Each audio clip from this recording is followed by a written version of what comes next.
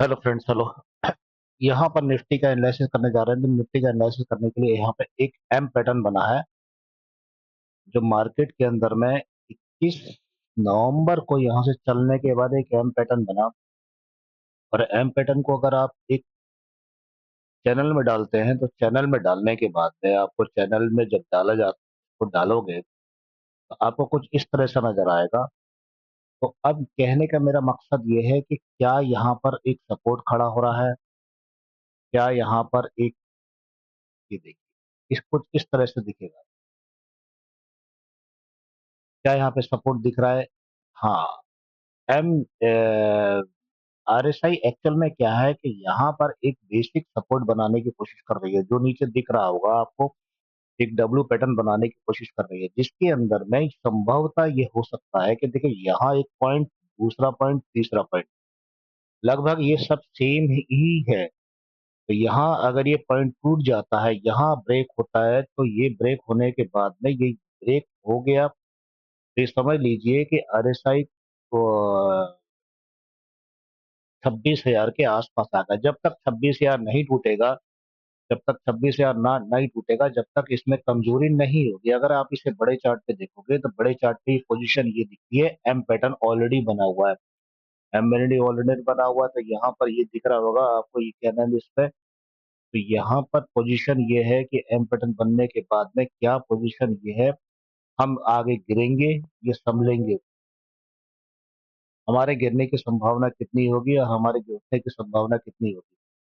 हम 26 26,068 के आसपास है, 26,068 के आसपास है, तो हम ये मान के चलेंगे 26,050 के आसपास है, जिसके अंदर में 26,100 के आसपास 17 लाख, 70 लाख के आसपास एक वॉल्यूम लगा हुआ है, जिसके अंदर में फुट के अंदर में ओआई पूरी गायब है।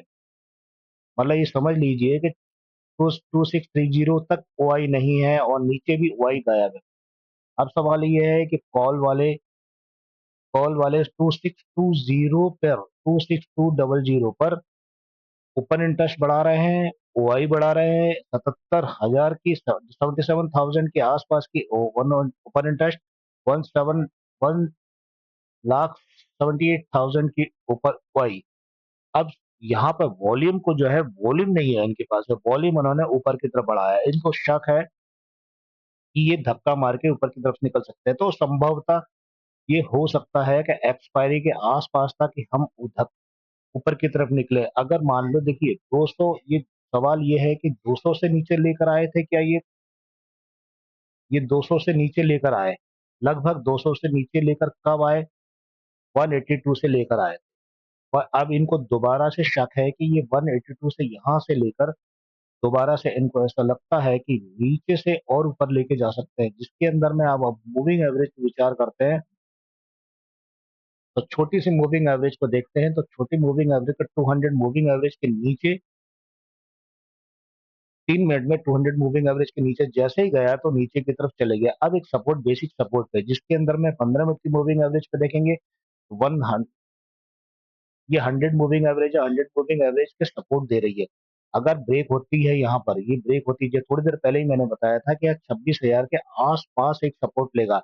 26,000 के आसपास अगर सपोर्ट लेता है, ये 26,000 ही मेन सपोर्ट है इसका, और 26,000 के आसपास अगर इसने सपोर्ट लिया, ये 26,000 के आसपास इसने सपोर्ट लिया 15 मिनट के चार्ट के अंदर में, तो 15 मिनट के चार्ट में 26,000 से ही रनअवे होगा।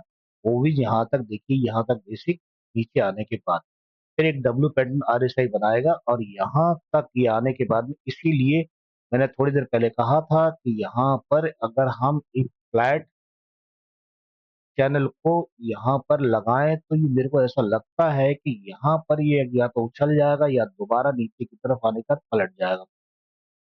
तो संभवतः अब करा क्या है मार्केट के अंदर में, यहाँ पे बायर ने क्या करा है, बायर ने, एफआईआई ने यहाँ पे 1,766 करोड़ की कैश में बेच दिया। डीआई ने खरीदा, डीआई तो रेगुलर ही खरीद रहा है।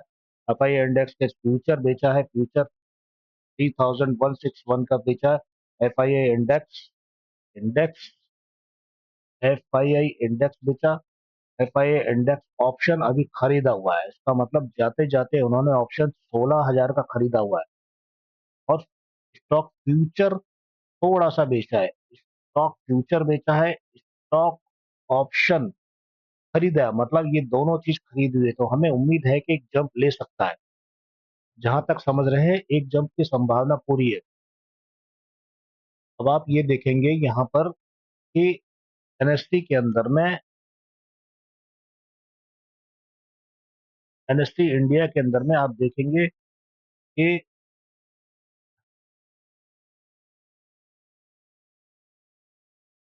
एनएसटी इंडिया के अंदर में आप ये देखेंगे सारे के सारे लाल में ही आ गए थे। अब सेक्टोरियल लाल में है, सारे ये चीज लाल में, सिर्फ एक एफएमजी इसको बचाने की लिए कोशिश करता रहा।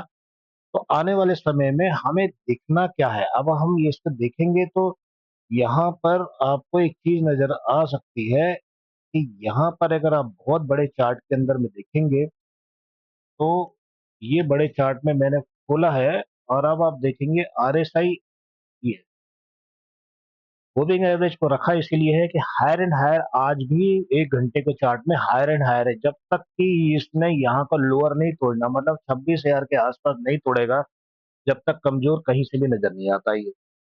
मेरी बात को समझ गए होंगे, इसीलिए एक बराबर हायर एंड हायर चल रहा है। ये इसने चैनल बनाया था, चैनल बनाने के बाद में ये जो चैनल बना यहाँ पर, ये चैनल कुछ इस तरह से काम कर रहा था,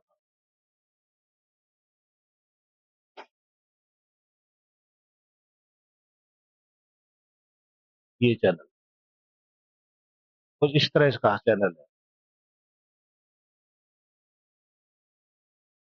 अब ये बेसिक यहाँ पर आता है, फिर ये नीचे सपोर्ट में, अगर इसका सपोर्ट लेता है, अब 26,000 का सपोर्ट लेगा ही लेगा, पक्की बात है, ये लेगा ही लेगा। अभी ये समझ लो कितने पे खड़ा है, ये खड़ा है 26,064, मतलब 50-60 पॉइंट और ब्रेक होंगे इसके, और इसको ब्रेक कर दिया तो नीचे। Okay, bye bye.